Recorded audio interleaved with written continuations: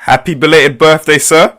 Word, man, I appreciate it. I'm just now coming down from my birthday behavior.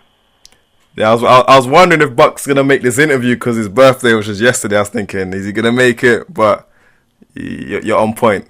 I had to make it happen for you, dog. You good though? Everything 100? Everything's good, man. How was the birthday? What did you get up to? Oh man, it was the biggest party I ever had in my life, man. Best birthday I ever had in my entire life, man. My 34th birthday, I'll never forget it. This is birthday. I brought it in LA with my family, with my homies, and it was really one of those things where it was really not just one of the biggest parties for me, but from my understanding, man, it was one of the biggest parties that's ever been in LA, just to be all the way honest with you.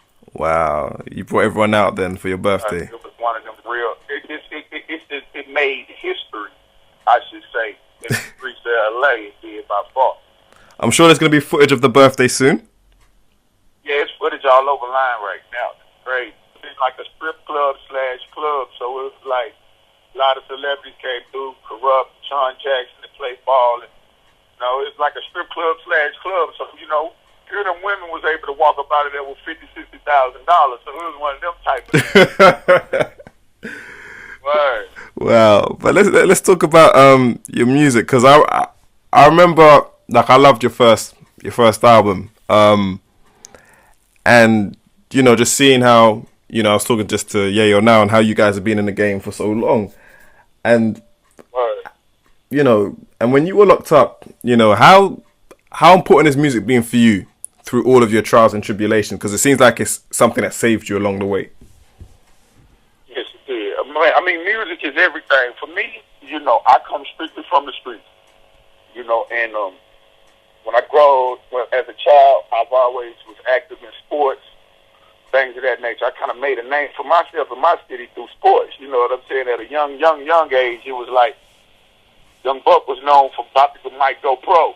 Mm-hmm. I never made it to high school. You know what I'm saying? So it was like, for me, as a young youth, I had this whole thing around my city, like, yo, this little dude, the shit with the basketball thing. But my passion for the music was there from the very beginning. So it's like, I feel so deep in love with the music that I actually, left everything that I had involved myself in to actually make it in the music career. And basketball, sports was my only thing as a youngster. So I made a decision at a real young age that this is what I wanted to do with my life.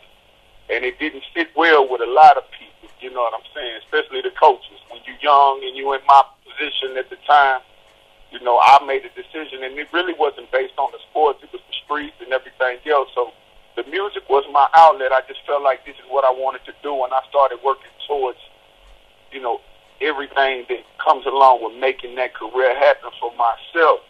As I got to make a career for myself with the music, I just started to realize I put myself in a position, bro, where there's no plan B. Like, this gotta work. Mm-hmm. So, at the end of the day, it got to a point in my life where I was so involved in the street that the music actually really did save my life.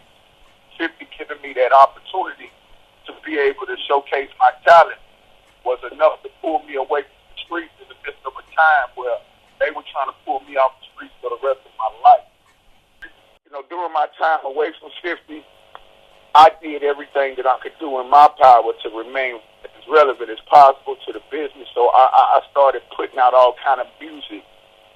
At the time, it was like we were going back and forth. So you might have heard records where I was, saying shit towards filth and all kind of different shit.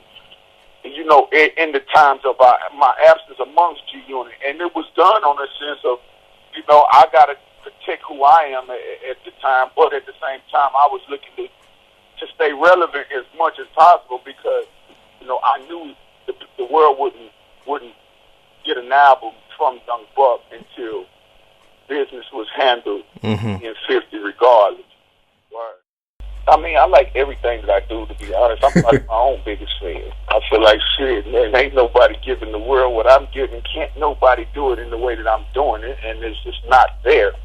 What you get from me is just can't really compare myself to nobody. And Lord knows I hate to do it, but the closest thing I feel that could even add up to me was a pop. Yep. You know what I'm saying? I'm just going to be honest with you. You know, it's only a few of us ever to be able to be Rolling Stones and accepted around the world the way I move. Yeah. And it's the only person I can compare me to. I do it a lot. I try to see who, and it's just, I mean, I'm not saying it just to say it. It's like I don't know nobody else to even say, okay, well, can look at this situation and look at me. Yeah. The only person I can get at you and say is, look, pay attention to dude. You know what I'm saying? Because it's almost scary. You know what I'm saying? With me, even down to the same individuals that's amongst him. You understand what I'm saying? It's just a lot of different things that I see where we had similar characters. So, and I just look at things and say, you know, with all that being said, is that I feel like Pop and Biggie and M and 50 and J, they base their music on real life experiences. That's why we feel like we're a part of these dudes' lives. And that's the thing that I'll follow. And out of that verse, if you listen to it, you know, I'm saying things like 20669. That's the number that they gave me when I arrived. You know, that's my penitentiary number that was given to me by Yazoo Federal, you know what I'm saying, Federal Penitentiary in a real life situation. That's no play number. There's nothing made up. You know, that's what I'm saying. It's like I'm that individual that choose to actually really put his life in the music. And it's only a few of us that do it. But the ones that do it are the ones that we consider the greatest. I'm following that lane. You know what I'm saying? I mean, when you see, you know, the streets and music is quite close, how do you know where to draw the line? How do you know how to not, you know, get into trouble again? Or how do you know how to not allow someone to violate you? I mean, how do you draw the line? How does that work out now? Well, you can always do the basic steps, and that's by, you know, keeping yourself out of the environments where things are prone to happen. But the truth of it is that there's nothing you can do other than give your prayers to the man upstairs and keep it moving, because anything, it's like the way life is set up, you know, you can do all the protection. Like, I put it this way, you can go have a bulletproof vest on and all that and still take a shot to the head and die. So it's just about having yourself together with higher power. You want to do all the protection that you can. And as long as you feel like yourself is together with high power, I just say go. Because that's the way I live. I don't have no other thing to kill nobody, because I just make sure that my face is together with the man upstairs. And it ain't an individual in this world that can fade me, bro. When you in that position where I'm at with it, when you online with your high power, then everything else is nothing. You know what I'm saying? So, like, God forbid, but I could die tomorrow, and I'm good, because I understand where I stand. You know what I'm saying? So I tell motherfuckers all the time, you know, I've always had this slogan, push, pray until something happens. My career and everything happened for me by giving it up to the man upstairs. So I'm going to always get to that point and tell you, like, look, there's no direction that you can get from an individual in this music business, not from a J, Filth, Puff, any one of these dudes that's in the game. They can't tell you how to get on. There's no direction. It's not a handbook. This is what you do. Follow this, and then you become a star. There's none of that shit. The only thing it is within. You know, you got to be a star within yourself. Believe in yourself, and then from there, you got to make these other motherfucking people out here, you know, bow into who you are. You can't make them, but if you give it to them the real, it's like anything. The fake shit, sometimes it get in front of a motherfucker, and I know because it get in front of me, and I like some of it. But the real is always going to outweigh it. The fake shit'll get there, and it'll last for the second, for the moment. Real shit lasts forever.